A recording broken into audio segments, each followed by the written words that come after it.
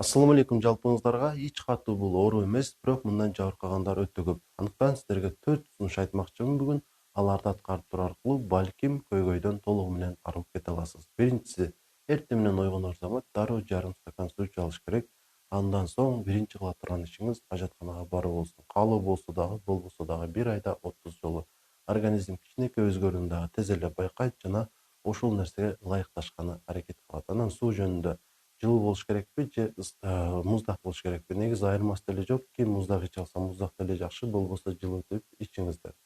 Экинчиси, клетчатка. Клетчатканын эки түрү бар. Дан азыктардан алынган жана жемиштерден. Дан азыктарынан мисалы ундан жасалган тамактар. Экинчи мисалы күрүч болушу мүмкүн. Ал эми жемиштер болсо бул мөмө жемиштер жана жер жемиштер. Помидор, бадырың, көк алма деген сыяктуу.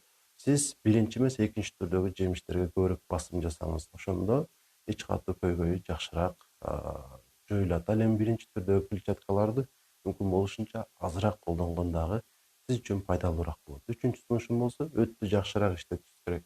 Өттү жакшыраак иштетиш үчүн өт айдаган азыктарды, мисалы, расторопшаны ичип турсаңыз өтө жакшы болот. Расторопша тууралуу атайын видео материал чыгарганмын. Ошону издеп таап көрсөңүздөр болот.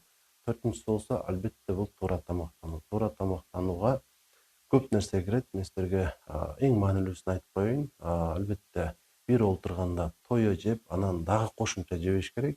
Же тескерисинче өтө аз дагы жебеш керек. Эки учурда тең эч катуу көйгөй истек калыптанат. Андыктан тойгонго жакын эле тамактанууну токтотуп коюш керек. Албетте бул жетишсиз туура тамактануу боюнча маалымат, бирок эң маанилүүсү ушул.